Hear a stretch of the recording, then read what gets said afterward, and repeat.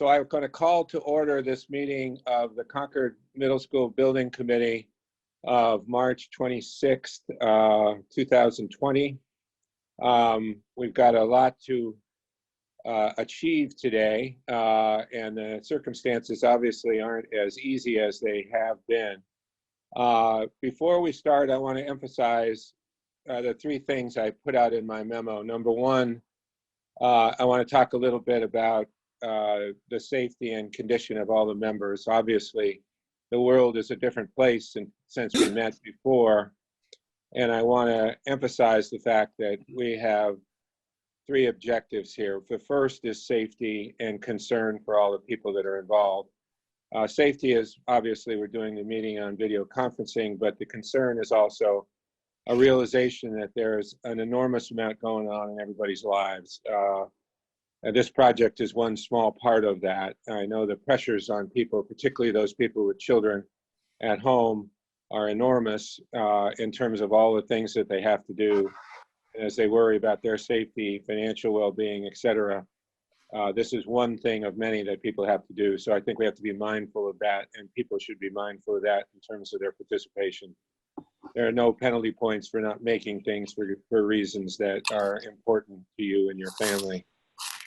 Secondarily, we're going to try to keep as much progress as possible regarding this project. Okay, we're at a critical point, and hopefully we can continue to maintain momentum as we consider these issues, but there may be a time where we're not able to do that because it's just become too difficult, or we're in a position where we're not getting good input from people that we need.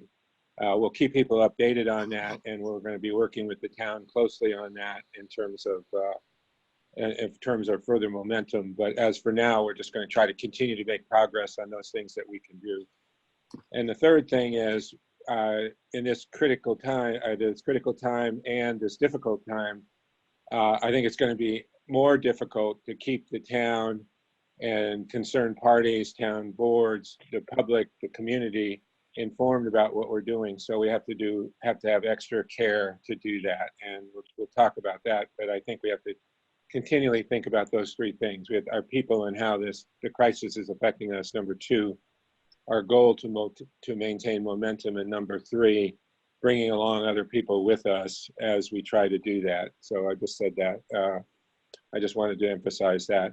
We've got a lot to do today. We've got a couple of procedural items in the beginning that hopefully we will move through fairly quickly so that we can get to the real meat of the agenda, which is two things, both leading into getting prepared to do the costing for the alternatives for the project. And the two big things we're going to do today is we're going to go over the design update in terms of program and functionality, what a base building looks like and what add-ons look like. Number two, we're going to look at some site and design concepts. So when we get to that, I want people to be cognizant. What I would like to do is let the presentations go on for first the functionality and program, and then second the design concepts. But I'd ask everybody to keep a mindful eye and keep some notes on questions, because then I want to go around and get everybody's opinion on those two things, okay? Because they're very important. And then we have some other administrative things at the end of the meeting. But the bulk of the meeting is going to be focused on a review of where we stand vis-a-vis the current functionality and some add-ons, and then secondarily where we stand with regard to the site concepts. So let's get to the administrative stuff first. We have three sets of meeting minutes that we would need to approve, and because of a variety of factors, in the sort of the craziness of the last month and a half, there's three meeting minutes that we need to approve to get back into sync.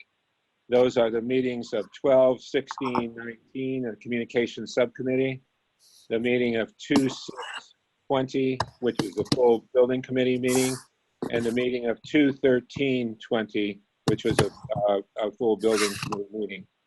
I would ask for a motion to approve those minutes. I move to approve them. This is Heather Bout.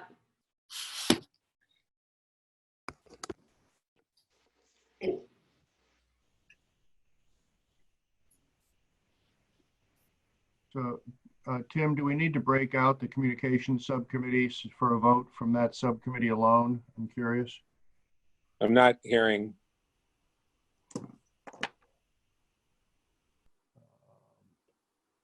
So, yeah, I'm asking, does the communications subcommittee need to vote independently on their own minutes? Well, why don't we do that with all? I think that's probably the case. Let's have the. I move. Sorry, I'm having problems. Can you hear me? I can hear you. Yes. Okay. I move to approve the communications subcommittee meeting minutes. So I don't know if Pat's on. Without her, I don't think you Pat's can. on. Pat's not on. I haven't seen her. I haven't seen her, no. Okay, let's wait a minute on that. Okay. Let's I can do. text her and see if she's joining. Okay, we got. I think we have a motion. Can I have a motion to approve the 2/6/20 building committee meetings and the 2/13 building committee meetings? So moved. This is Court. Is there a second? Second. All those in favor? Aye. Aye. Aye. Aye. Opposed? Okay. Is Mike? Are you on the? Are you on? You may, Mike. Laura, you may know this. Do you think we're I'm caught? yes. Mike, are we caught up now with the approval of these sets of meetings? With the minutes, I believe, yeah, I believe we're caught up with all of the committee meetings. It's just a subcommittee meeting right now. Okay, we have this one subcommittee meeting. I want to, could you not, we don't have to do this real time, but could you just take a pass through that and make sure that we're current with everything that has occurred, you or Mark or whoever, and let's make sure we get everything that's not caught up at our next meeting, because I think it's really important that we continue to focus on this, okay? Yeah. Definitely do that, and we'll definitely make sure we get these meetings done quickly so that they're out there.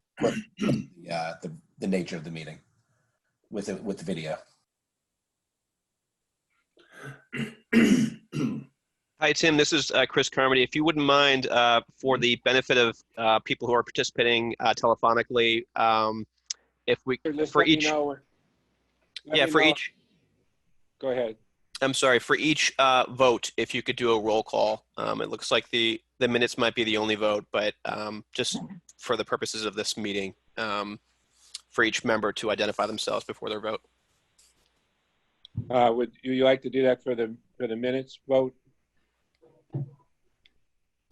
Yeah. Yes. If we could do a roll call vote for each vote that the committee makes. Okay. Why And don't I go through? Tim, sorry, this is Matt. I think the 2/6 meeting is just the sustainability subcommittee. So I don't think we need to do everybody for that one. Okay. No, there were 2 meetings that day. I think. All right, let's go. We just approved the 6 and 13 meeting. Let's do a roll call. I'll go through people quickly. Don Guerrillo, Yes. Tim Holt, yes. Matt Root, Yes. Charlie Parker, Yes. Chris Popoff, Absent. Frank Cannon, Heather Bout, Yes. Court Booth, Yes. Kate Hanley, Yes.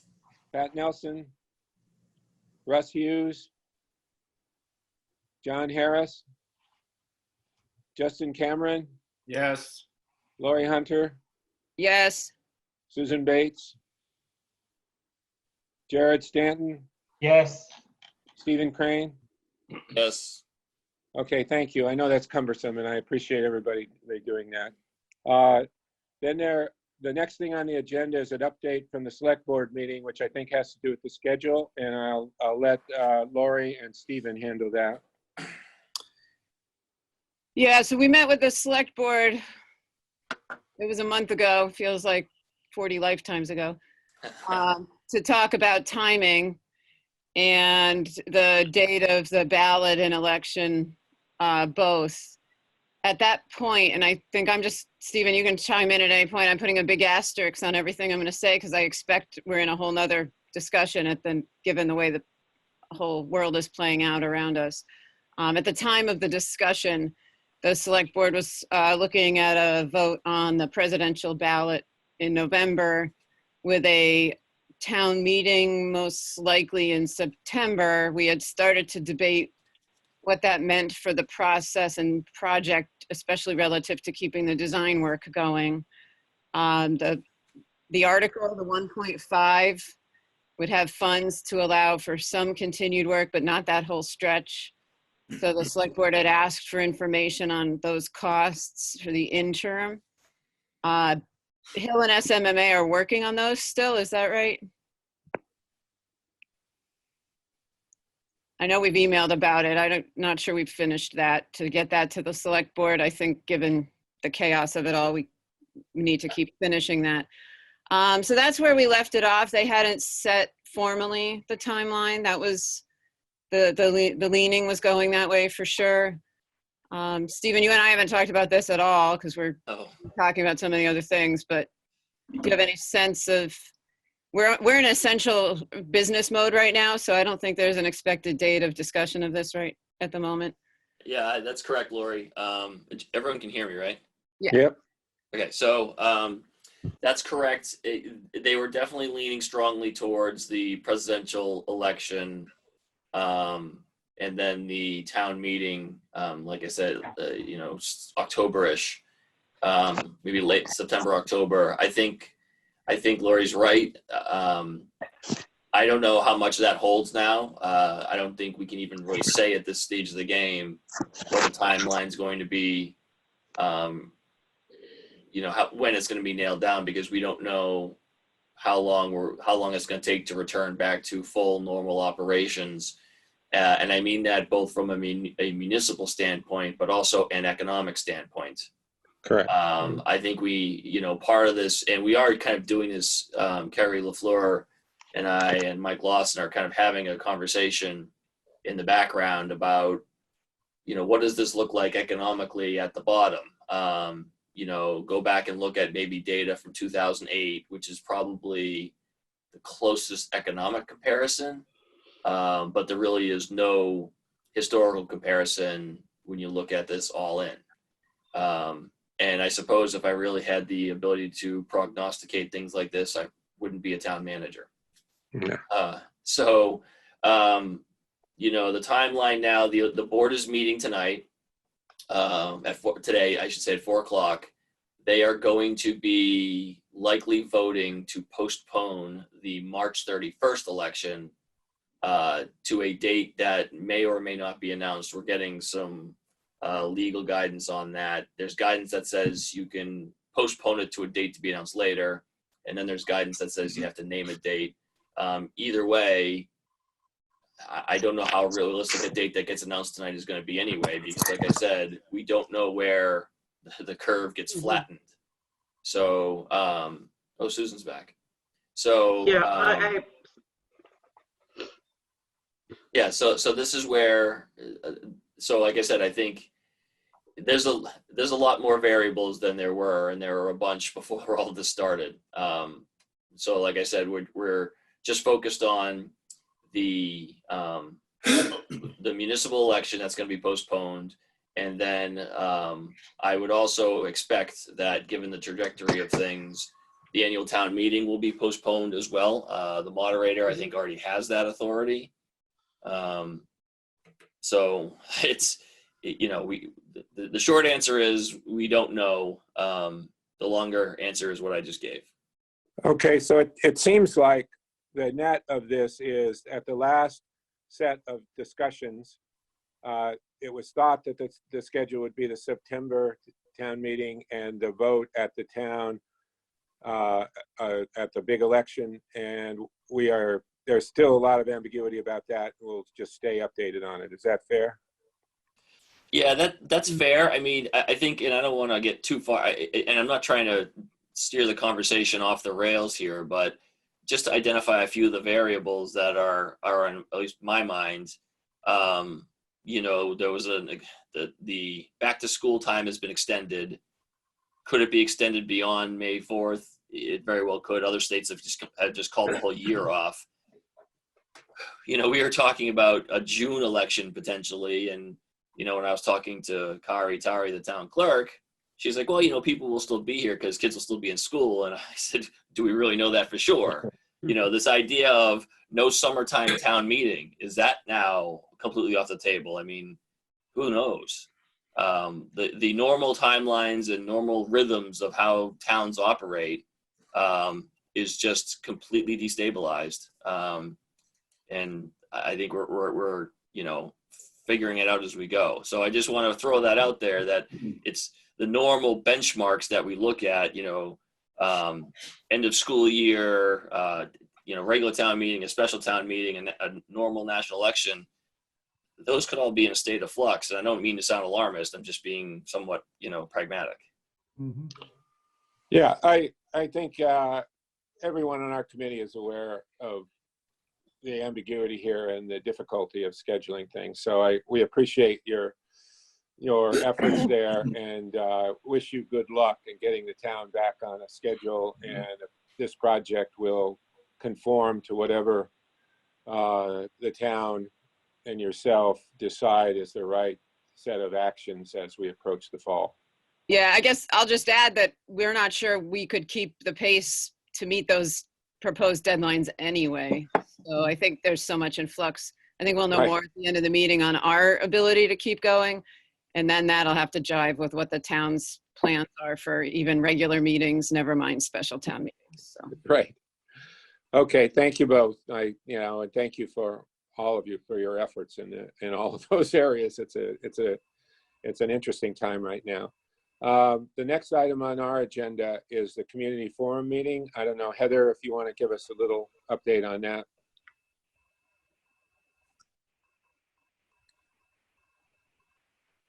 Heather there?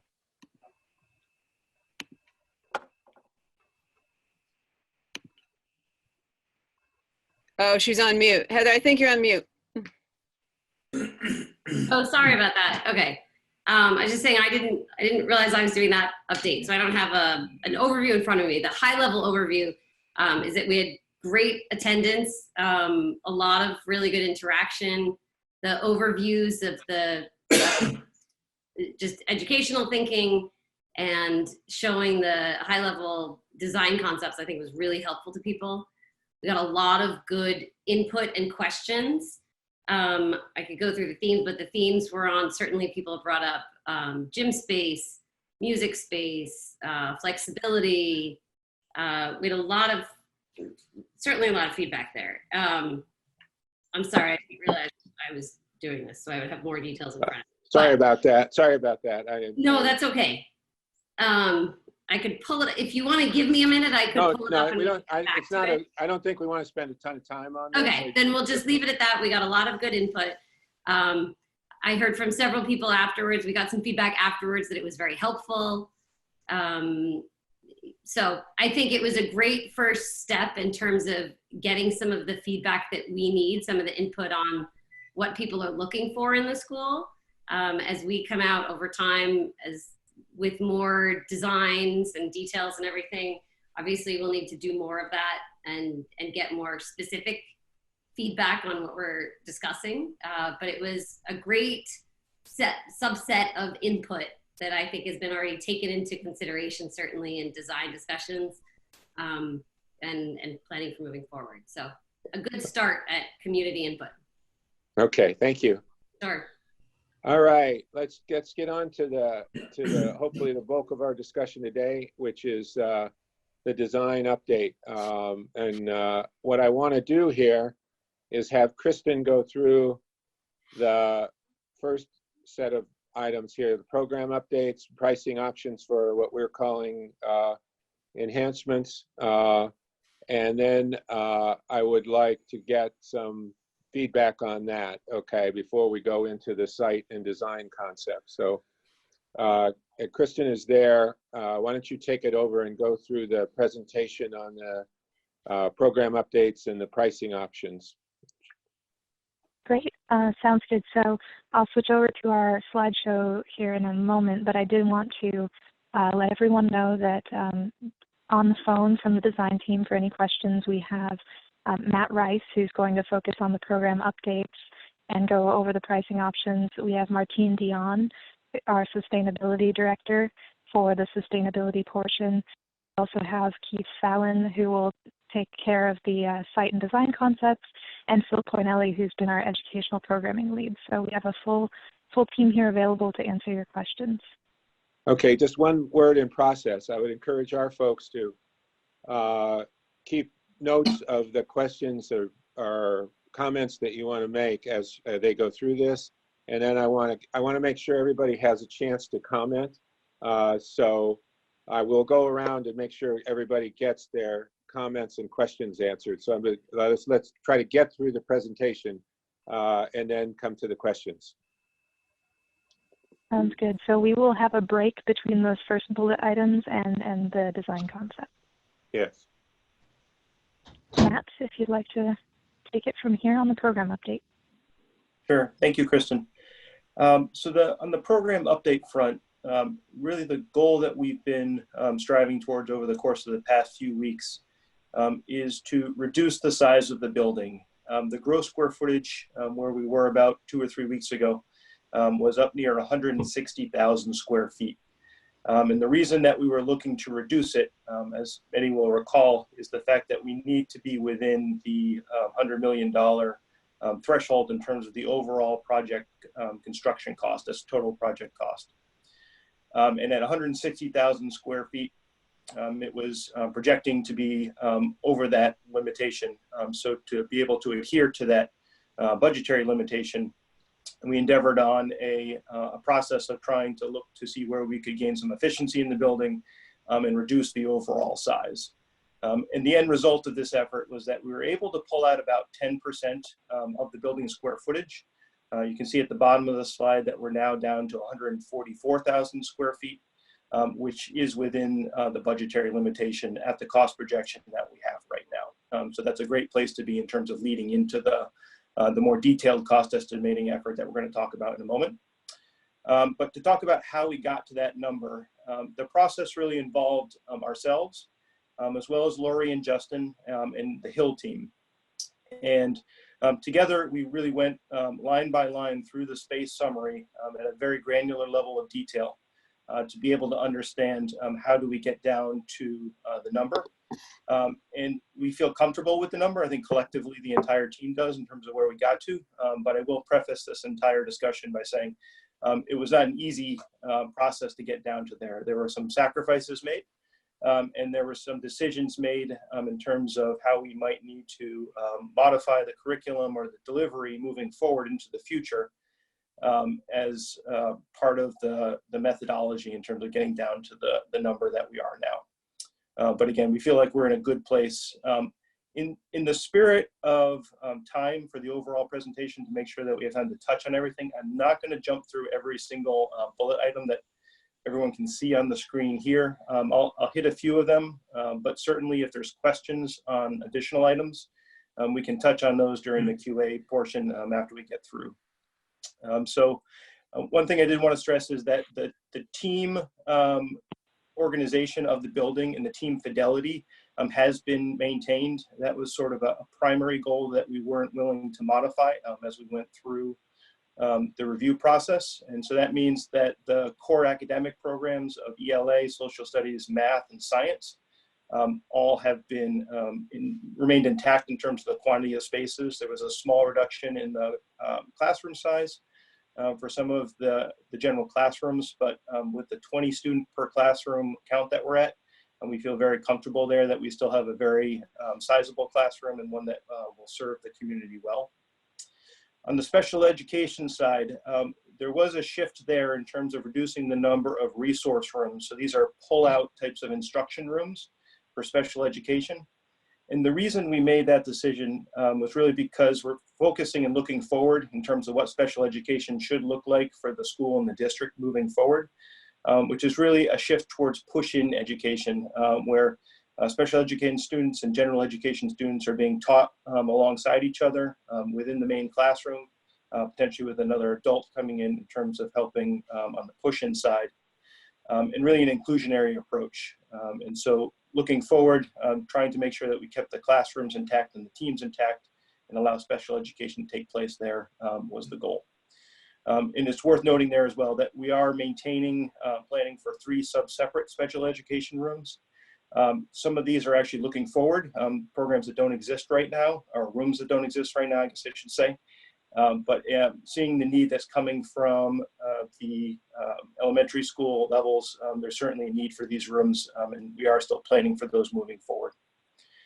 And then lastly, I think worth noting that the world language classrooms, we previously had a count of 8 classrooms and we dropped down to 6.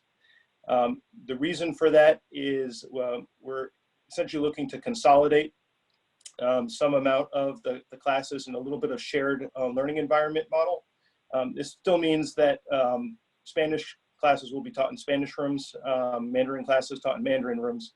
We're not trading languages in between classrooms, so there's still going to be the ability to create immersive environments in terms of those learning environments. But we thought collectively that we can still provide the really excellent world language curriculum that's delivered at Concord Middle School using 6 rooms as opposed to 8. And then just worth noting quickly that we did not make any modifications to programs such as art, where we still have 3 classrooms, nor to the music program. So we still have 3 dedicated rooms for band, orchestra, and chorus. So Kristen, I think we should just advance over to the pricing options now. So part of what we are going to be looking at as part of the estimating process is a series of cost estimating pricing options. The first of these is going to be the increase of size for the gymnasium. So we're going to be looking at both the base condition, which is represented in the space summary within that 144,005 square feet, as well as the 3 additional options. So the first would look to increase the size of the seating capacity within the gymnasium from the 100 seats of bleachers that are held in the base to 320. And would introduce some larger cross courts for play, but are not necessarily still regulation cross courts. The second pricing option would, again, increase the size of the gymnasium from an 8,600 square foot level up to 13,400 square feet. This would provide for 2 cross courts that are high school competition size as an enlargement. And then the third option may actually be looking at 2 individual gymnasiums. And we'll just run through some of the diagrams so you can get a visual on what each of those looks like. So the first is really just that baseline condition, the 6,000 square foot gym with the 100 seats of bleachers you can see. The next option, 8,600 square feet, so we're adding 2,600 square feet in this scenario. A larger bleacher capacity for sort of more attendees during a game. Cross courts are larger here, but you can still see that there's no 3-point arc on those cross courts, so they're not competition size. The next option does increase those cross courts to competition size, so that you could actually have a small tournament or that type of activity. And then the bleachers are reconfigured so that if there were 2 competitions going on those 2 courts side by side, you could have spectators for both. And then that third option we actually didn't draw out, but it's essentially, if you can picture 2 6,000 square foot gymnasiums side by side, that'll be a larger option. So the next set of pricing options that we have are really related to the auditorium. And these things that we've been talking about all the way along, that I'm thinking about both the gymnasium and auditorium as pricing alternates that we'd be looking at. So for the auditorium, we're really looking at a variety of different types of auditorium as well as sizes. In the base condition, in the 144,000 base number that we have, we are still looking at a cafetorium model. So that's the cafeteria with a stage that's attached. And that stage is an additional 1,600 square feet. So that would potentially come out of the program if we add in any of these auditorium options. So the first option is a little bit of a hybrid model. It's a black box theater as opposed to a formal auditorium. So this would seat about 400, though we can tune that number up or down depending on what the need is. And really what it allows for, it's a flat floor space. So when it's not being used as an auditorium environment, it really allows for a lot more flexible functionality in terms of what it can be used for. The second option is an auditorium that would have a capacity of 1 grade level. And this is a more traditional auditorium space. It would have a stage, it would have fixed seating, and a proscenium, probably what everyone is familiar with when we start talking about auditoriums. For 1 grade level, plus staff to be able to be fitted within it, we're looking at about 275 seats. And so that would have a square footage increase as well, that adds 4,350 square feet above and beyond the cafetorium space. And then the third option is, again, a traditional auditorium space, but it would accommodate 2 grade levels. So we increase the number of seats and square footage accordingly. And what we want to do now is just give you a quick visual on what some of those options would look like. So as a precedent, this is a black box theater. It's an environment that's down in a school in Connecticut. But you can see that they have foldable bleachers here. That it's more of a seating as opposed to maybe a gymnasium function. But these can fold flat against the wall, just like any other operable bleacher. And then you have a large flat floor space that can be used for multiple activities.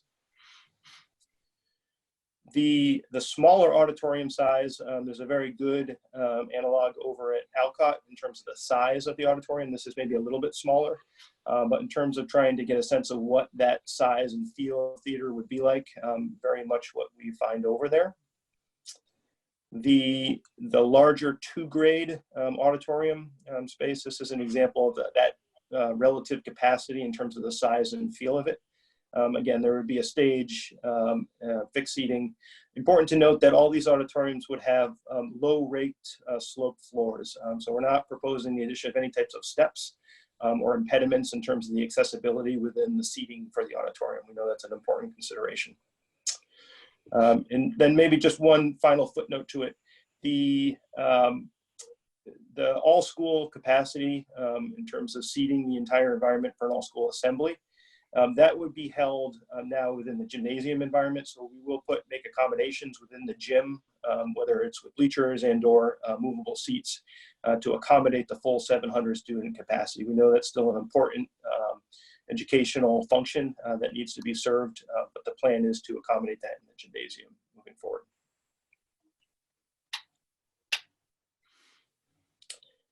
And then, great. So our last. Go ahead, Kristen. Yep. So our last section on the pricing options has to do with the enhanced sustainability options. And for this section, I just really want to emphasize that these are the more complex pricing options than the sheer scale and type of building additions that Matt was describing in terms of the gymnasium size and square footage. Our estimating team will have a much simpler task with estimating these different gym types and auditorium types. The fact is that enhanced sustainability options such as was somebody about to ask something? Oops. Or, okay. So the enhanced sustainability options have to do with beyond what is already included in the project assumptions, which it is a LEED Silver B4 for schools building compliant with the upcoming new stretch code. What would the cost increase be to provide a net zero ready building and a passive house building? So we had early on provided a table that was similar to this that had a first pass at those cost premiums. That table was based on our experience with other net zero ready buildings that we have worked on and for which bids have come in at. And the fact is there aren't that many out there on the market, but yeah. Okay. Better now. Is it? Okay. Better great. now. So I guess the emphasis is that we are going to drill down into these and we are going to work with our estimators to work on validating and getting to the bottom of what the cost premiums would be to go to net zero ready or passive house. but that in a feasibility study level of detail, it's very difficult because these kind of components really have to do with the wall composition, the linear feet of wall area, the glazing wall to window ratios, and a lot of other factors. So we're going to do our best to isolate those premiums, but without going into more detailed design, which Martine's going to talk about in a minute. It's very difficult to pinpoint the exact payback and the exact cost of that premium. But again, we are going to do our best to validate those numbers that we have been presenting to date. So this is just that table that really talks about what the difference is in a more granular level between Netzero Ready and Passive House. So you can see the comparison of the roof insulation thickness, the wall insulation thickness, all of those plug load controls and all of that detail. And that's what we'll be working with our estimator on.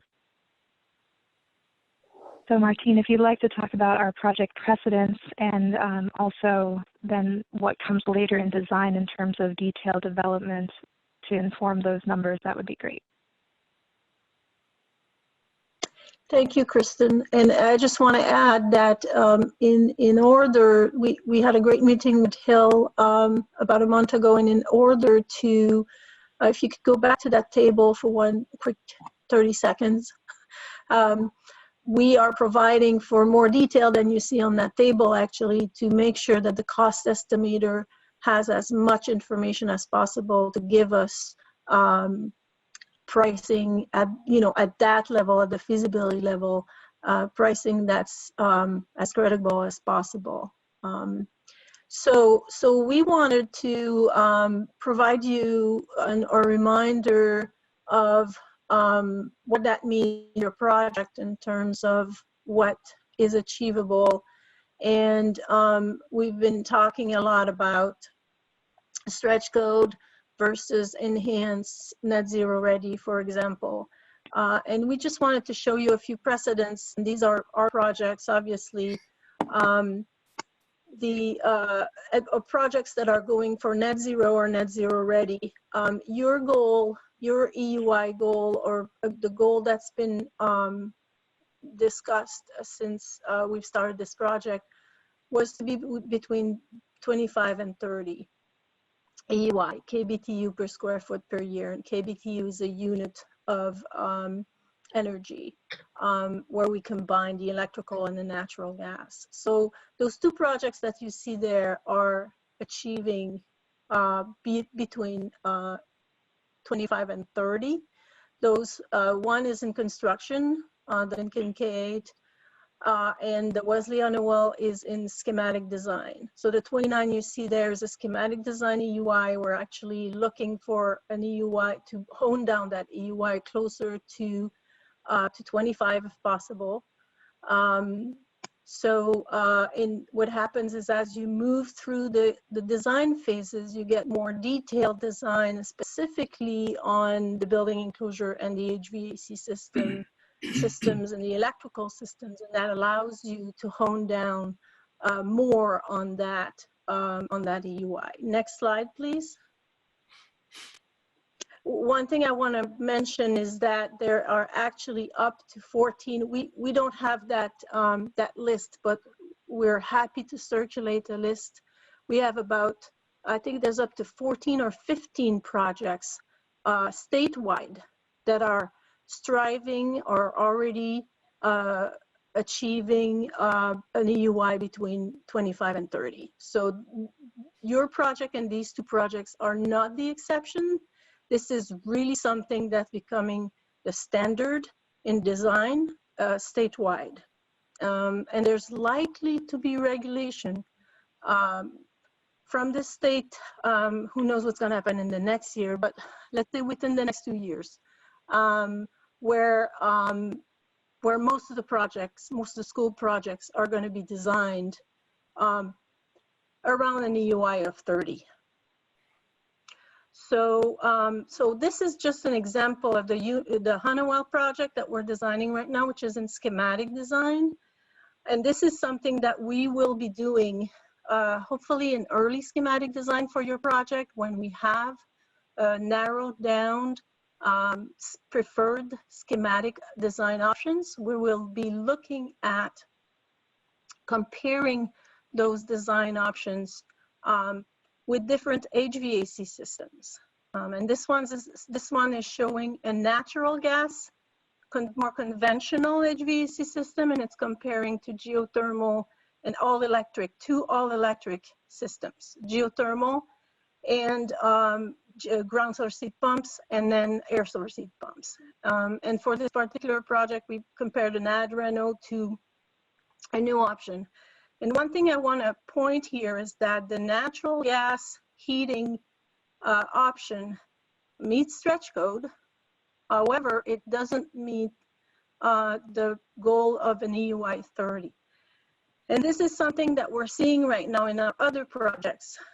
We're modeling projects that are natural gas heating.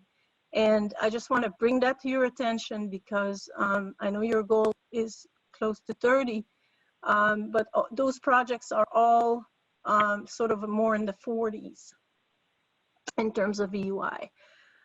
In that particular project for Honeywell, well, I'll talk about this in a minute, the cost premium, because that's our last slide. So once we move through, as we move through the schematic design, we really hone down on the, basically the life cycle cost of the different HVAC systems and how they impact the project and how they impact the EUI. So this is something you see here, just an example of how we're going to look at the options. This is for one particular design option that we narrowed down to for this project. We're close to the end of schematic design, so we've selected the design option, and now we're finalizing the HVAC system. So basically, what we did, I believe last month we had a cost. We had an estimated cost of $300,055 $200 for Netzero ready. We are now honing down on that cost. We're working with the cost estimator to fine tune it. So whatever comes out of that exercise, we're gonna rerun this payback. But this is what we had last month, and we just updated it. At the time last month, we had it for 160,000 square foot project. So we just updated it now to 144,000 project.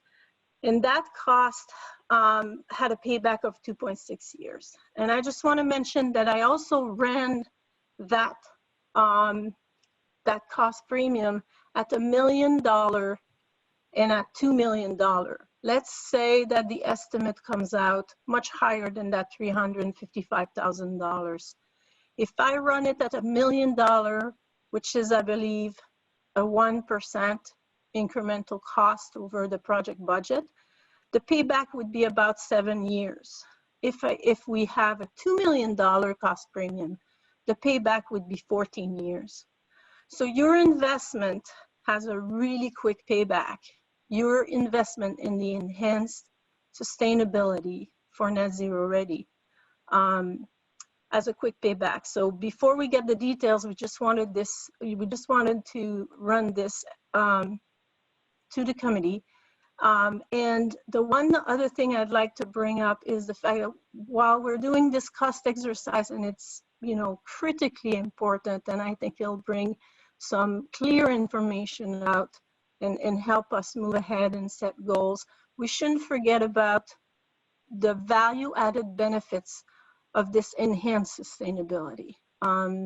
It does bring an enhanced thermal comfort. It does bring an enhanced level of environmental literacy to the children that do not have monetary benefits, but they do have high, you know, long-term benefit. Thermal comfort, enhanced thermal comfort, for example, of Netzero and Passive House, does have, you know, definitely may have some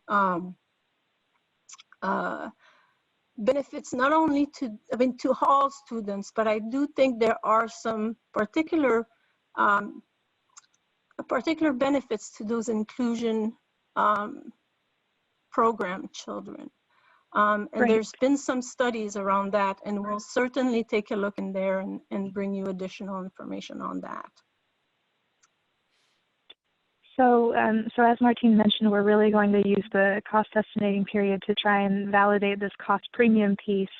And also, this is a Netzero ready analysis, and we'll be inputting also the passive house approach to provide that down the road after we have the cost estimates in. But we did want to, as Martine mentioned, take a look back at what life cycle cost analysis we have to date and where we were landing in our very preliminary phase right now. So with that, we've gotten through the programming update and the pricing. And I believe this is where, Tim, you wanted to take a break and we can answer some questions.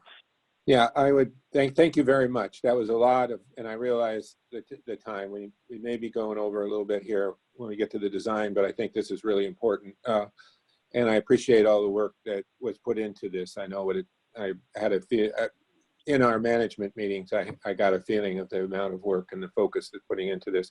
What I'd like to do now is just go around and get quick reactions, okay? Let's think of this as a twofold thing. Give us the headlines of your reaction right now as we go along.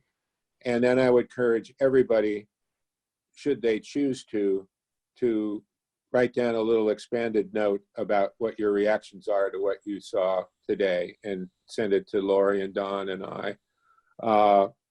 So with that, and by the way, if you don't have a lot to say, don't spend a lot of time, okay? I can start.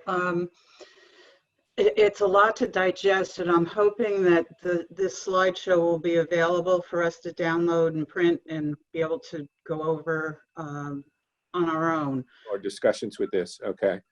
But I'm just going to go around fairly quickly here and get people's reaction. And somebody's got to start. And I'm asking Kate. Kate, could you start us off and just high-level reaction to what you just heard? I can, but Susan was talking. I don't know if you couldn't hear her, Tim. I could not.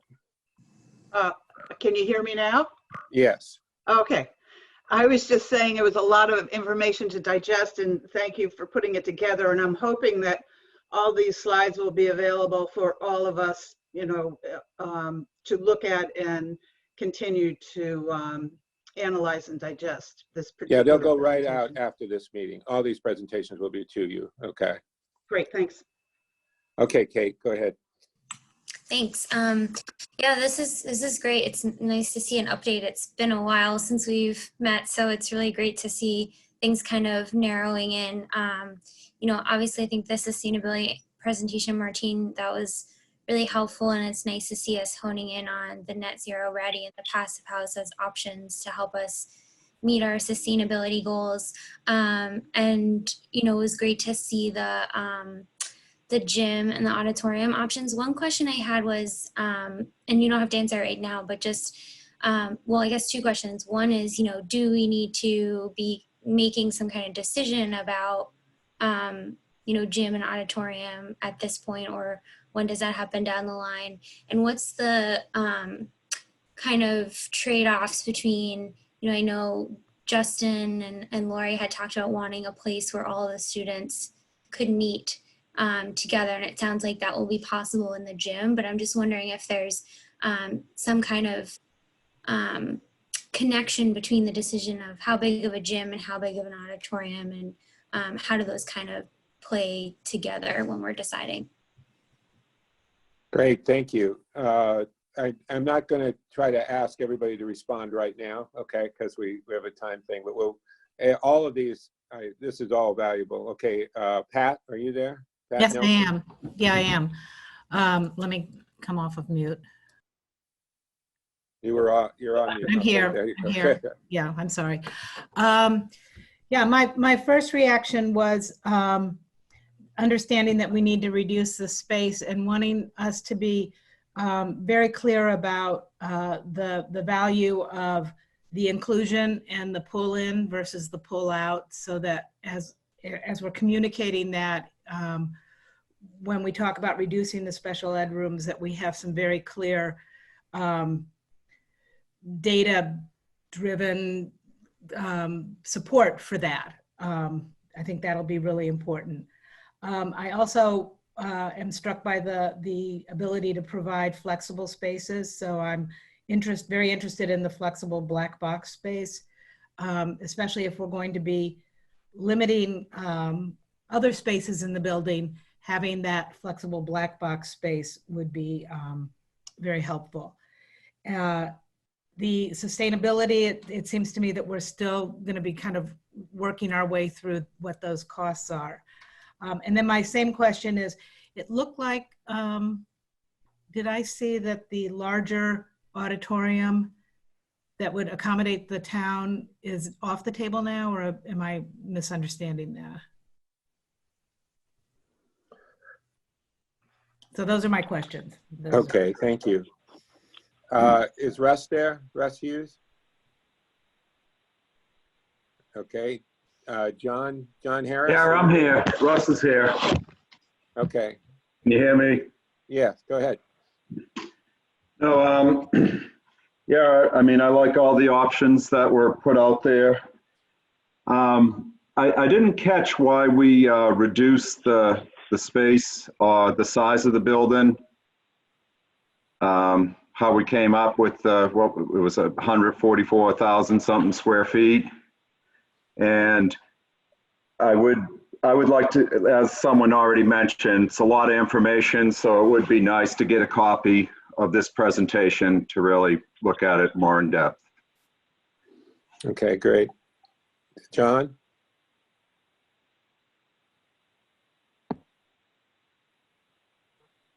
John Harris? Justin, not Justin, Matt, no, where are we? I've got an order here. Susan Bates, any comments?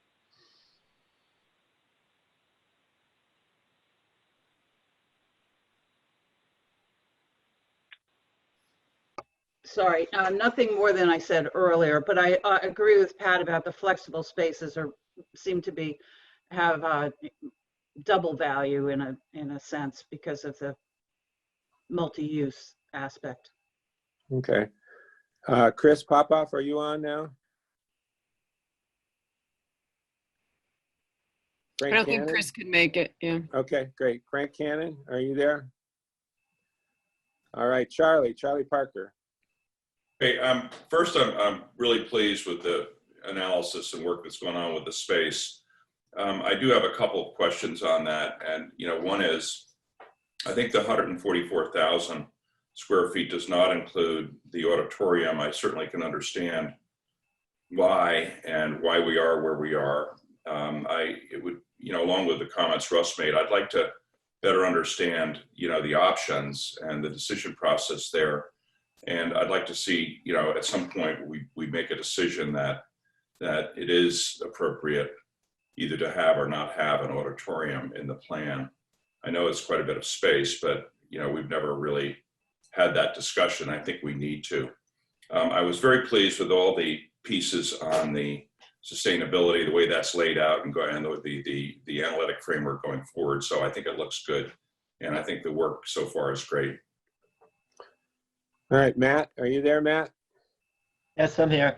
I guess my big headline takeaway is concern about bumping up against the $100 million upper figure, and so I know we'll be digging more into that in the future. I don't expect answers now, but I guess as I look at the options, I'm curious about I agree with Pat. I like the flexibility of the black box, but is the black box, is that, even though it's less space, is that a more expensive space or a less expensive space? And then on the basketball courts, is there value in saving seating area, reducing that in order to maximize play area, since so much of our numbers are driven by square foot costs? Great, thanks. Stephen Crane, do you have any top line reactions? Yeah, just to the preliminary payback calculations are good and helpful. This probably goes without saying, but just want to note that the cost of the project and the impact to the median tax bill is going to reflect the premium, not the reduced, not the offset with lower utility costs, because they're just two different funding sources. So I just want to be mindful as we sell the project or promote the project to the community. We're clear that the operating budget will be positively impacted, but the project cost in terms of the debt will be the same as if there were no payback. So just a PSA on the accounting of it. Great, thanks. Jared Stanton, are you there? I am. That was a good point by Stephen. So that would definitely impact the operating budget. So we would really need to, if we're projecting this type of savings, we would really need to figure out what the impact would be in the general fund budget. Thank you. Justin, are you there? Yes, I am. Any top line? I know you've been involved in this in intimate detail, so any top line reactions to the presentation today?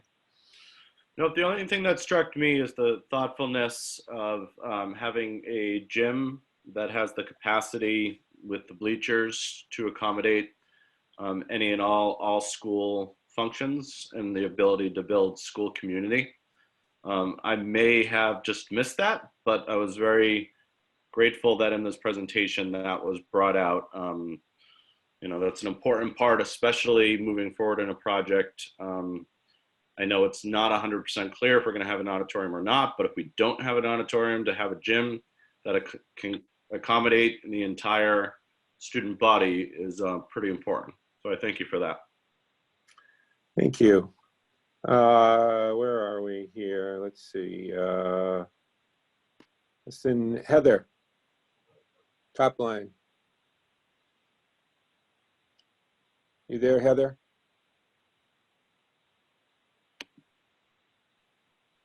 There we go. Sorry, I did it again.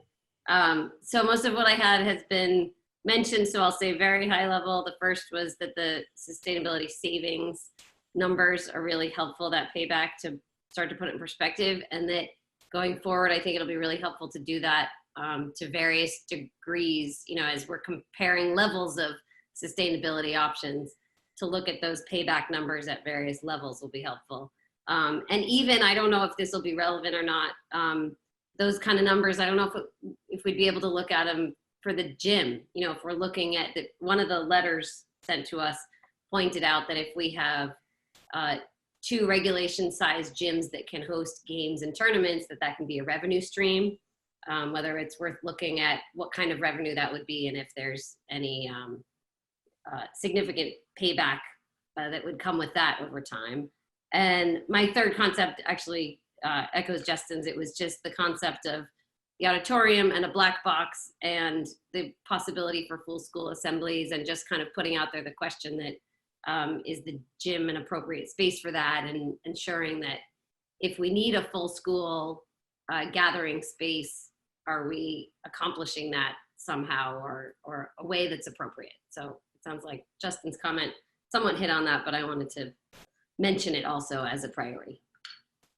Thank you. Court? You there, Court?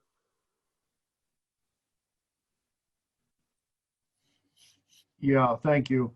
The only thing I have to add is that I'll want to take a close look at the educational functionality of black box as opposed to small auditorium, and look at the utility from Justin and Lori's point of view prior to returning back to cost projections on those two. That's going to be an interesting debate. That's it. Thank you. Don? Yeah, I had one question on the precedents, the Wellesley, Honeywell, and the Lincoln, and I know neither of those are functioning yet, meaning one's under construction, the other's in SD.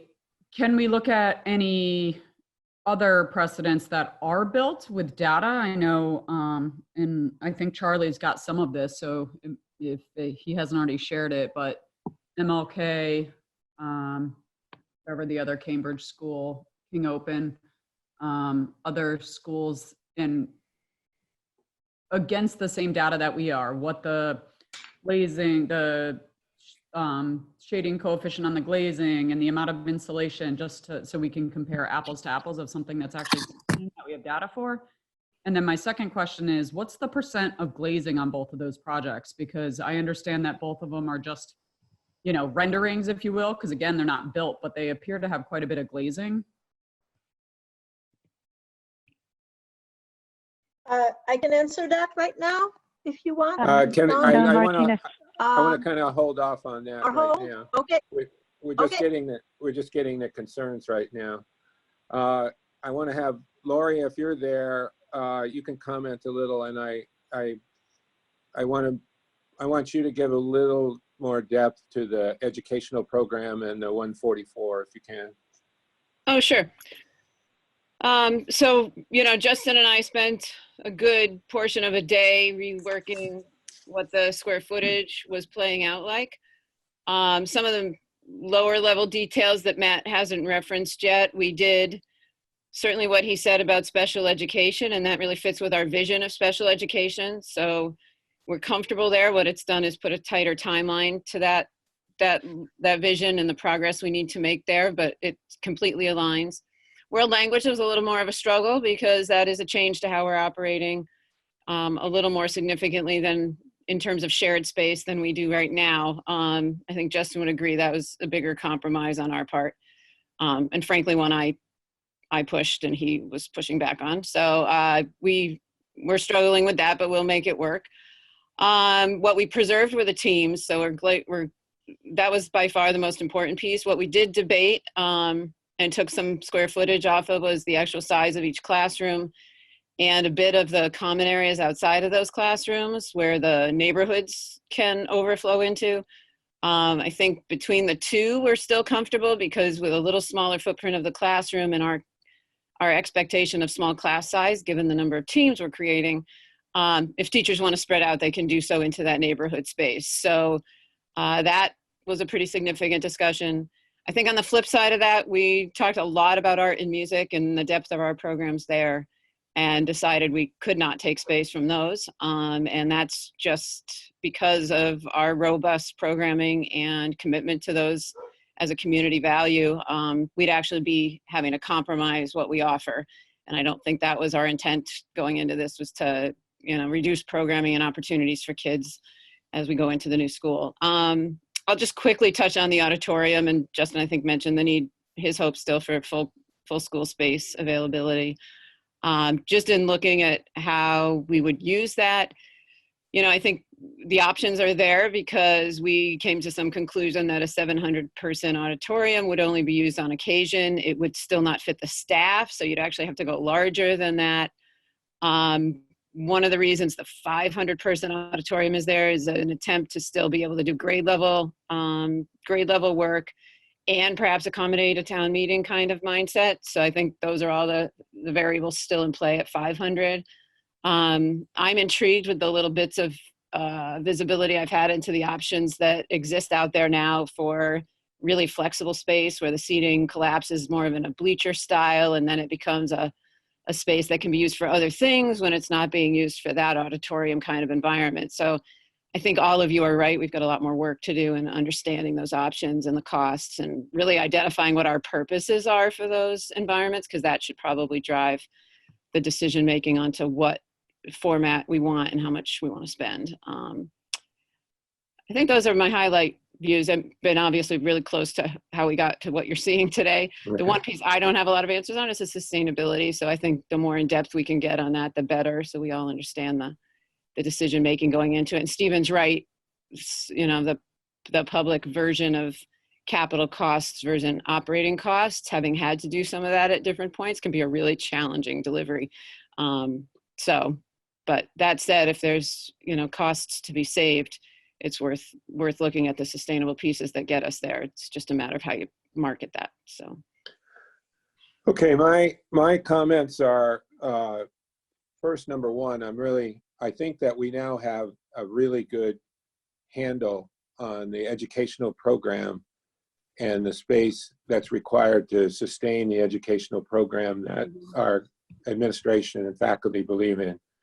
That was, I learned a lot in this process, and the combination of the very rich program that we provide with world language and science and enhancements and remedial work and special education, plus the 4 basic skill sets, that and the focus on the future, the teaming, have brought us to a point where that square footage required to support that and is more than the MSB guidelines, okay? And I think that's something that we really have to embrace and understand, okay, that the 125,000 square feet versus the 144 is going to be a subject of discussion and review. And when you get these documents, I encourage you to look at that and ask questions and be comfortable with the fact that our school program is adequately represented in this. I'm pleased with the range of options that we have and the ability to get costing on that, to have a good discussion with the community and the town relating to what it will cost to do the things that we would like to add on to the project. So I think we're in a pretty good space there. So I want to reemphasize that everybody gave their highlights, but obviously this is a critical time. These are not, what we cost is not a decision of what we will build, but it's going to inform us dramatically on that. And if soon, we'll talk as a management team of when that is. We'll be putting definition into what we cost. But your comments are really important. So take your headlines, and I would encourage you to write what you think about what was said and what people said, and with as much specificity as possible, and get that back to us. So thank you all for the discussion. I think it was great. And I'd like now, we don't have a lot of time left before 9 o'clock, but one thing I really do want to get through is the presentation, at least the presentation, and as much, if we could at all, I don't know if we will, given the time frame, but I want to get through the presentation relating to the design options. So if you could take it back over, Kristen, and go through the design options, I would appreciate it. Thank you. Sure. And on the topic of time, I wanted to confirm that we are still sticking to the 9 o'clock end time. I know that we had talked about elongating to 9:30 because I would like the to, content if it's possible for all who are here, whoever can do that, I would like to do that and get as much kind of input as possible. But why don't we just let's make sure that we get the presentation done, and don't rush it to the point where it's not good. Just give us a good sense of the options. Okay. Perfect. And then the people who got all of the detail in the design subcommittee can also help the team in the discussion after. So with that, I'll hand it over to Keith.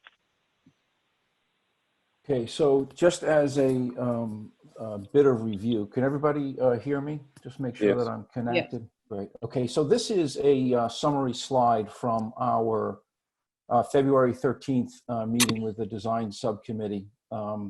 At that time, we presented 5 different options for how the building program might be organized and placed on the site, recognizing primary things like organization of the public spaces, creating proximity of the teaming environments, and how the building might generally sit on the site.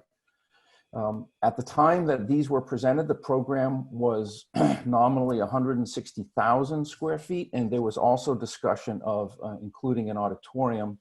The diagrams that we show here reflect an auditorium at the larger end, and we were showing that just so we had a sense of if the full build out were to be realized, how that would sit on the site. And you'll see what I mean by that in just a minute.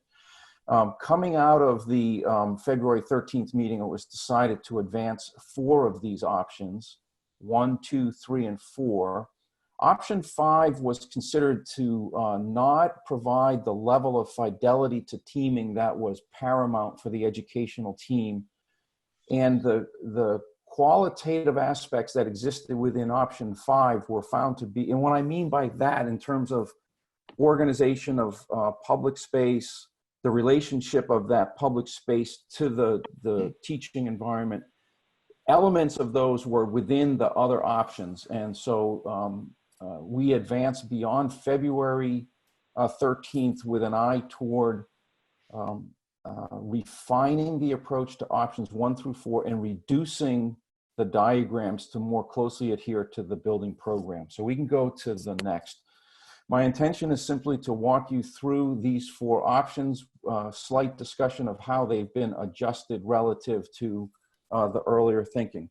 Now, I do want to bring to your attention, particularly as you might be looking at this when you take it home or a little bit more in depth, I want to say that the total area of the previous scheme that you see in the upper left of this slide, that was based upon the larger program. So on the right-hand side, you can see the building at 144,000 square feet.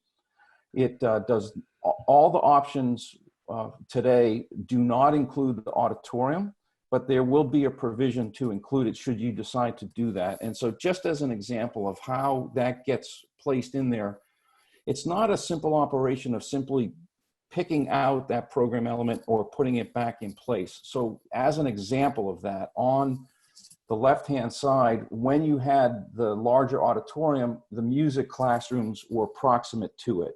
Now that you have a cafetorium, the music classrooms naturally want to gravitate toward that area. So those kinds of things would be refined in the plan development, but generally the organization and the form of the building can hang true. Option number 1 creates, the other thing that we're dealing with is the topography of the site. Option number 1 has a kind of a public component, which is a single-story structure that sits on the plateau, and as the building falls away, it has bridge connections to a 3-story educational wing. This is its location on the site. You can see we have a primary bus and van entrance from the southwest. Buses and vans are delivered directly to the front of the building. Parent drop-off is just slightly more north of that. Faculty and staff parking along number 11, and then a single access out. Just in terms of significant parameters relative to all of the site options that you'll see today, traffic is all one way. Generally, you enter from the southwest, travel to the northeast, and then exit toward the northeast. Each of the options has the full array of the athletic programs. We are occupying the lower plateau in order to accommodate some of those athletic facilities. We're working toward, again, in all the options, nominally about 175 parking spaces. This is a section of the option 1. You can see how the public areas, when I say public, I mean the gymnasium, and if you were to include an auditorium, we think that it would also be up there. Areas that you could host community events in and still not have everybody into the educational wing. This is a little diagram that shows how the cafeteria would be a double height space opening to a lower courtyard. And on the right-hand side, you can see the educational wing with the classrooms facing to the south and engaging in that natural topography where there's a much deeper kind of planting and landscape and the trees. Now we can go to the next. Now this is just a early peek at maybe the 3-dimensional possibilities of the project. So again, you can see the 1-story piece that sits on the upper plateau working from left to right. You would have the art classrooms, what we call the off-team classrooms. They would be world language, technology, engineering. The media center is adjacent to a courtyard immediately across from the administration space. Gymnasium, cafeteria, music rooms toward the northeast, and then the teams arrayed on 3 floors 3 teams per floor, and so you could organize a class per floor, essentially. So each of the options will follow that same format. Option number 2 is called the pods. In some senses, it's fairly similar in terms of its primary organization, in terms of the gymnasium and athletic facilities at the northeast. Media center, which is the purple piece right by that main entrance. The difference here is that the teams are organized in what we call pods, almost like 3 legs that extend from the kind of common usage bar. The possibility here, that the unique piece of this option is that each of the teams are connected vertically by an open stair, and so there is the opportunity in this option to organize the teams either vertically so that they occupy one entire pod on top of one another, or you could do it by floor level. There is not a kind of a bridge connection. The building is much more solid and connected, and so instead of capturing the outdoor space in a courtyard, it's more almost these eddies that flow into the between the pods. We go to the next image. You can see how this sits on the site. Again, you can see the primary organizational elements for the site remain fairly true to what you saw in option 1. A difference maybe worth pointing out is here you have a dedicated service entry at the far south west, but the buses and the vans remain in front of the building. The athletic fields arrayed more to the northeast. I will say that one of the things that we are exploring, and you'll see further, is the location of the primary parking. In several of the options, you will see that parking is kind of located within the body of the site, and in some, it's located against the edge of Marlborough Road. There are pros and cons to each of those, and either option could accommodate that.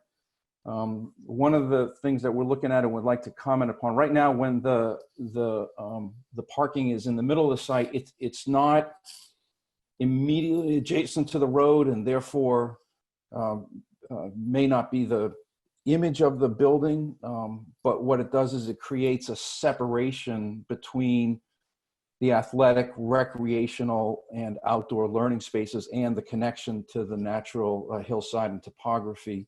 When you place the parking against the roadway, as you'll see in another option, it provides the opportunity to interconnect all of those spaces and not have vehicles within the middle of that. It's still an ongoing discussion, but we think there might be some great value to greater connectivity between the outdoor spaces. This is the section through there. Again, you can see the certain elements on a 1-story structure that sits on the upper plateau, and you can see, rather than a bridge connection, more kind of a multi-story connection. Here you can see just diagrammatically the multi-story space. That's a possibility to create a connectivity between a vertically organized team. There would be openings within that to enhance visibility and connection through that primary circulation zone and the teams. And again, here's a similar image relative to the 3-dimensional possibilities of the site. And you can see what I described is that in some way, the natural landscape and the topography almost flows into the building and creating these eddies or bays rather than kind of clearly defined courts. The third option is what we call treetop teams. This is a slightly different position relative to the site in that it's a little bit more to the southeast, and the orientation is skewed. I will say that another thing that we're working on relative to the whole sustainability discussion is building orientation and the opportunity to have a good sighting. This one is fairly strong, as is option 1 in that way. Again, on the right-hand side, you can see if you just go back just for a second, Kristen, I know we're racing through this, but the organization of the teams in a 3-story classroom bar. I think one of the things that this brings as possibility is that the off-team classrooms are quite proximate to the teams. And so that's a little bit of a differentiator within this option. Again, at the upper level is the primary organization of the more common spaces, including the cafeteria, gymnasium, art, music, and media center that is centered around a courtyard up there. We can go to the next image. Again, this is the image on the site. Because of the position of the building on the site, it yields another opportunity for buses and vans to enter. You can see here's the illustration of where the parking is located against Old Marlborough Road. And you can just see from this that all those outdoor uses, they're interconnected and not separated by the parking, which is inserted into the middle of those. This option does extend a little bit further into the tree line and steps down the site a little more aggressively. I think we have a 3-dimensional image of this following. If you can go to that, Kristen. So here you can see that image, and one of the other interesting options here is that there's a bridge connector between the upper level common spaces and the connectivity to the classrooms. We envision that as a double height space, which is a primary circulation element, but could also provide a significant opportunity for collaborative learning and other environments. Could be quite unique. Each of the options has their own differentiators, which we're talking about with the design subcommittee. The final option, we call this the pinwheel, and so we'll go, this is a slightly different organization where the teams in the classrooms are arrayed in a pinwheel fashion around the more common spaces. On the left-hand side, you can see where we were on February 13th, where each pod or leg of the pinwheel contained the teams and a certain component of the off-team classrooms. This kind of learning environment element was considered to be very strong initially, and that's the piece that we drew into option 3 that I was just mentioning. I will say on the lower left-hand side, you can see that one of those pods stepped down the hillside, provides an opportunity for an occupiable roof. This option, just by its nature, is takes up more ground area. So when we advanced it, not only did we reduce the overall area relative to the program reduction, but we created a 2-story pod to the west so that its footprint would be significantly less. If we go to the next image, you can see how this is arrayed on the site.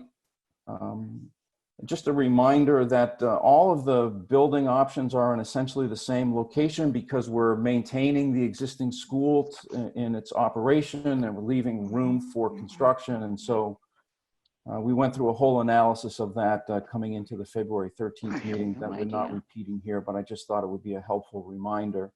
And you can see one of the things that this option does is provide a series of courtyards and distinct outdoor spaces. Also kind of unique in its 3-dimensional possibilities. If you can go to the next slide, Kristen, you can see how the building steps down the site. This illustrates the lower team learning environment at the lower left. You can see the occupiable roof on top of that. The art classrooms are located at the lower level, creates a possibility for outdoor covered art porch, which is tremendous, so that it's a great daylight into those rooms. Also the opportunity to work fluidly between indoors and outdoors, and even the depth of that allows you to do that in not ideal weather. And if you go to the final scheme, again, you can see, you get a sense of how this building steps down the landscape and creates those series of courts there, because you have two connectors almost on either side of those connectors. You almost have three completely unique courtyards, which you could develop in different ways. I think we have some final comparative slides of the four of these, so you can see how things are arrayed. I think generally what you see is the building is organized so that for community events, you have access to the primary entry, very easily divisible from the educational wing, so that you could use portions of the building to host community events during non-school hours. We go to the next image. Again, just a side-by-side comparison of the potential possibilities of it. We're really looking at opportunities not only to accommodate and enhance the educational program, but look for ways to really take advantage of the landscape and the topography that exists there, make a strong connection to the exterior and all of that reinforces the discussion of sustainability and just kind of understanding the built environment and the natural environment. Finally, I think, Kristen, what else is? So again, a side-by-side comparison of the site plans. Just to reinforce the comment that you can see in number 3, the difference that is created when the parking is against the roadway. That could be studied as any of these are advanced into schematic design. We may have a final comparison, or yeah, and then finally we are working with the design subcommittee to create a criteria matrix by which you might evaluate the particular strengths of either of these to help decide which one you would like to see further developed as you move into the schematic design phase of the project.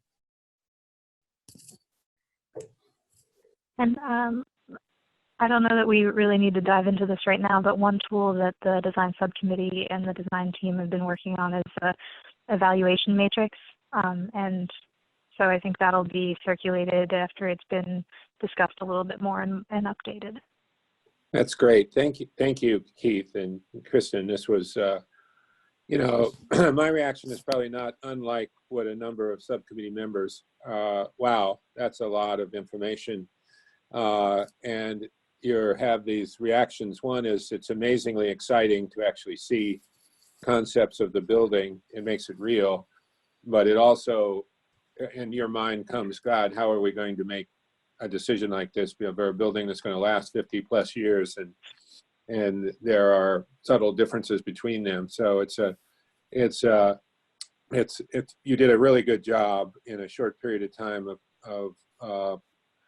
of letting us see the options. And I think what the best thing right now is to allow our design committee, who has spent more time on this and had more interaction with it, give us their reactions. So what I'd like to do now for the last few minutes of our discussion is turn it over to Court and have him have the design committee give some of their initial impressions of what they have seen and what they have been able to discuss over the last day or two. So Court, you want to take the lead on that? Yeah, certainly. So we agreed that at the conclusion of yesterday's meeting, we, having not had time to debate, react, respond, debate, and question fully, nor did we work the matrix and refine that. We decided we would independently work on it last night and come to you with 60 or 90 seconds of opinion, each one of us this morning. I will maybe go first and last. First, I'll represent Chris Popove, who isn't with us, who didn't have much to suggest to us this morning. He was comfortable that it would be covered by the rest of us, other than the concern that perhaps we weren't hearing enough emphasis on orientation that he would have expected. And that was his singular comment that he wanted to bring forward. And so as not to dominate, maybe we'll turn this over to other members of the committee, and I might ask that we hear from Charlie and then Matt and then Dawn and then Lori, if we could do it in that order. Charlie, can I put you on the spot? Sure. Yeah, I very impressed with the work that's been done here. Just a couple of quick comments. There are differences in approach to scale and massing in these 4 designs. The double bar is very interesting because it breaks the overall structure into 2 pieces. Option 2, and it reduces its sense of scale. Option 2 is more monolithic, but certainly has advantages. Option 3 is also got a good approach on the scaling size. Option 4 is something that I was uncomfortable with, and I guess what I would say at this point is that a lot of work has been done on it, and I'm coming around to think that perhaps we should include that going forward as something to be priced, unless there are very strong reasons why we could drop it at this point. But I guess I'm seeing some more value in it than I saw yesterday, and I'd like to see us proceed potentially with all 4 going forward. I think there's some data that we need. We need some metrics that we need on each of these buildings. We need the size of the footprint, the size of the exterior walls, and other data that would enable us to get at some of the sustainability questions. But I think we're in good shape to take this forward. And I might interject at this point that the design team was very clear yesterday that there was no necessity on our part to reduce this to 3. They're perfectly content to proceed with pricing on 4. It's not a significant additional burden on them once they're into the details to price 4 as opposed to 3. Matt? Is Matt with us? Can you unmute, Matt? Yep, I'm back. Can you hear me? Yes, please. Thanks, Court. And yeah, just to agree with what Charlie said, I think the work that's been done to date is great, and these are some very interesting options that we're looking at. My initial reaction is I'm more partial to option 1 and 2. I agree with Charlie that option 4 seems like a departure from the other 3 in terms of the amount of land area that it takes up, and its orientation is less than ideal from a daylighting and a solar perspective. I like the compactness of option 2, but its orientation is less ideal than option 1. So I'll be interested as we take the next step to understand more about the cost impacts of having more enclosure area on option 1 and option 3. I really like the courtyard areas in 1 and 2, and the access to nature. Option 3 does a great job of reaching out into the nature, into the woods. I have a slight fear that it reaches a little too far into the woods. I remember there was a comment early on from somebody about trees and trying to preserve number of trees, and I know that that's not going to be a major deciding factor, but I guess in principle I appreciate the more compactness and the way the buildings sit on the site of 1 and 2. Good, thank you. Did we say, Lori, were you up next? I forget.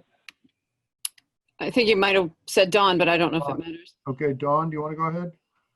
Sure, I'll just echo some of what others have said briefly. I prefer 1 and 3. I feel like the classroom orientation is one of the most critical design decisions at this point. It's something you can't change once you start moving the design forward and building the building. So I feel like for that reason, 1 and 3 rose to the top for me. 2 has classrooms that are, 2 and 3 have classrooms that are facing almost due east and west, which is very harsh light. Sorry for the background noise. Harsh light for learning environments. So 1 and 3 are my preferred. Good, thank you. Lori? I'm still weighing pros and cons because there's both to all 4. I'd like to hear more on all the things you've all just mentioned, especially cost, because I think my pros and cons could get swayed depending on how much they add to the total price. I think one thing I was really looking for and still in processing is how much separation we want from the team spaces and the common spaces. I'm wrestling with that a bit because I think the heart of the school is often the common spaces, and yet how much distance do you want the teams to have for their own identity? I'm really processing that and thinking of my own experiences in other schools and how that might impact here. Again, there's pros and cons to each that I see so far, all of which means there's just really great options here, I think, across the board. So more information, I think, to come. I'm not ready to rule anything out quite yet, if that makes sense. Yeah, absolutely. So then very quickly, cost was a consideration that we couldn't entertain yesterday, as Lori says, and the surface area of the buildings and how that relates to sustainability and cost construction remains undetermined at this point, so that's going to be coming forward. Quick comments on the 4 from me, and this is with less than 24 hours, of course, on the design subcommittee's part, so thank you, everybody.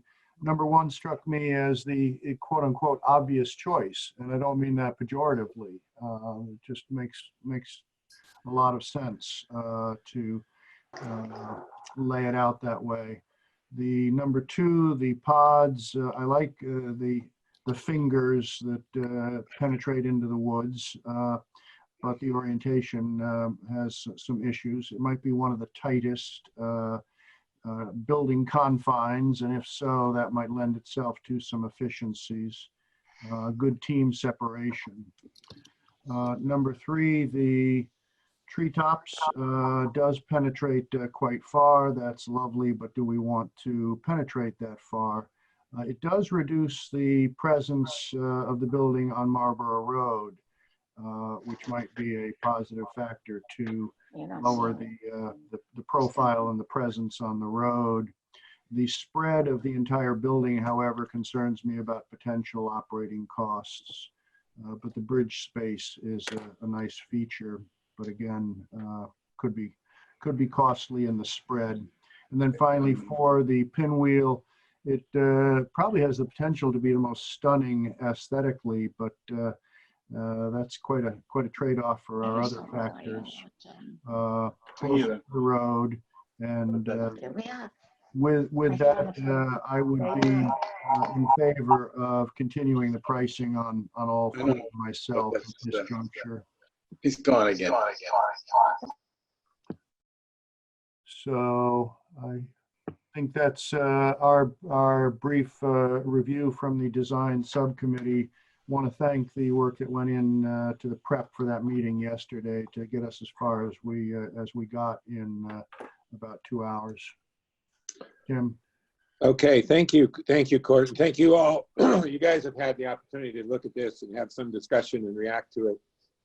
Now, as we talked about earlier, if you haven't gotten them already, you will get all of these documents to everybody on the team, and you'll have the opportunity to look at it in a little more depth.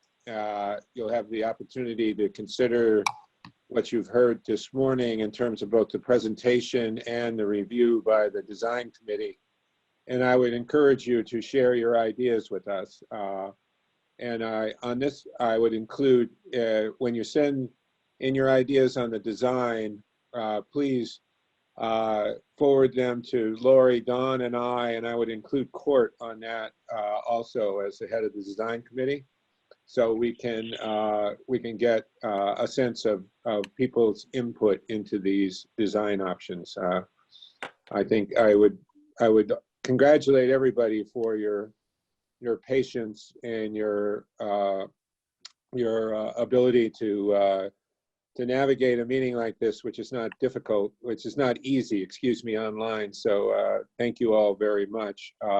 And I want to, we'll conclude here. What'll happen, I always think what'll happen next. Do we have a date for our next committee meeting? A date in April, I guess it would be. And I think what I'm going to do on that and next steps is I'm going to, after this meeting, I'm going to talk to the members of the management team and decide on what the next appropriate set of interactions are, okay? So we'll be doing that, okay, and setting up the dates for the next meetings in the next day or so, or the next few days, let's say, and determining our next sort of needed course of action given our discussions today. And while we are doing that, hopefully you all will be digesting this torrent of information that we gave you today in combination with the documents that you're getting and providing feedback to what you heard today. I don't want to, I want to really stress this is a critical time to be heard, okay? You heard a lot of options today and a lot of work that's gone into what is a base building, what are the options that we can add to that base building, what are now 4 design concepts that we're considering. One of the things coming out of this is we're going to have to decide what we want to specifically have costed. I think we're now that everybody is informed about this, and once we get feedback back, we'll be in a better position to say these are the set of things we want for more detailed costing. So I appreciate all the work on that. To finish off the agenda, I'm not sure, we have had a lot of correspondence and we've been working our way through it related to responding to everyone. It's not as easy right now because there's so much going on, but I don't think it is worthwhile to try to go through a definition of all the correspondence we've gotten because it's a lot. And I'm not sure, given the nature of the meeting, that we can have public comment. I think people have been able to dial in and listen. And I would encourage, if people have done that and are still listening, to make public comment in terms of sending in any observations, notes, or questions that you might have related to what you heard today and sending them to the website so we can respond to that. I would ask the committee, is there any new business that we have to discuss right now? This is Court. I would offer up, we on the design subcommittee will look to you and Dawn for guidance on what you expect around refining that evaluative matrix. We think we're going to go ahead with that, but we want to do it in concert with you and the co-chair. Okay, we will, again, we're going to be talking amongst the management team related to next steps, meeting dates, et cetera, and we'll be back to you on that. Thank you.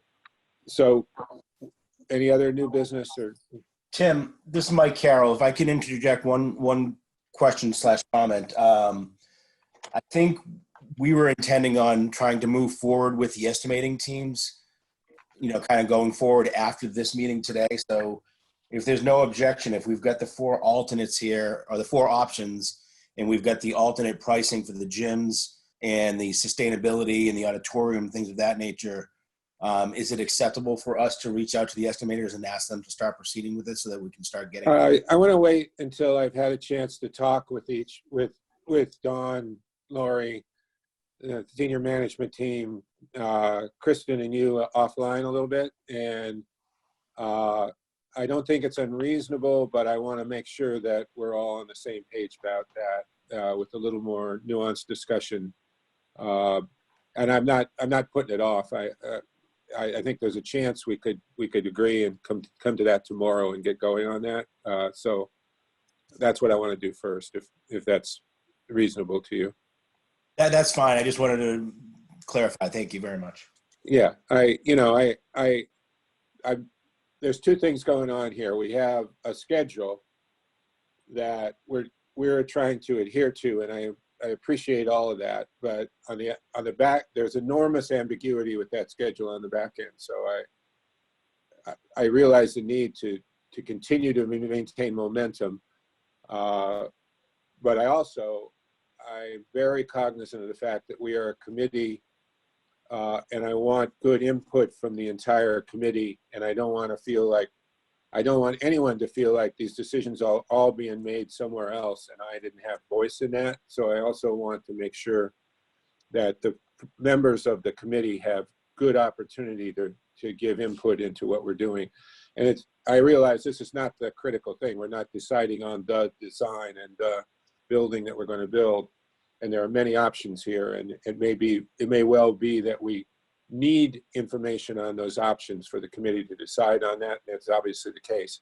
But I want to balance those two things. I want to keep momentum going on a schedule that we think is going to get us where we need to go in the fall. But I also want to make sure that people are heard, and everyone is on this committee for a reason, and I want their viewpoint to be heard also. So we'll get to that, Mike, and hopefully it will be tomorrow, but it can conceivably be a little longer. But I want to touch base with people. So with that, I would entertain a motion to adjourn this meeting. And before we do that, I want to again express my appreciation to everybody for the really good work in terms of what has been accomplished, and for the work that it takes to stay attentive and focused and responsive in these meetings. And I think you all did a good job, so I appreciate that. And I just say, everybody keep safe. It's incredible. It's an incredible anxiety that we are all generally feeling about what's going on, and empathy for the people who are being directly affected by this crisis. And we all try to maintain our normal activities, and this is, I consider, one of our normal activities, but I know how difficult that is when our minds are so distracted. So God bless you all and good luck. And with that, I'd entertain a motion to adjourn. So moved. Is there a second? Second. All those in favor? Aye. That was unanimous. You can consider everybody that voted on that. Thank you.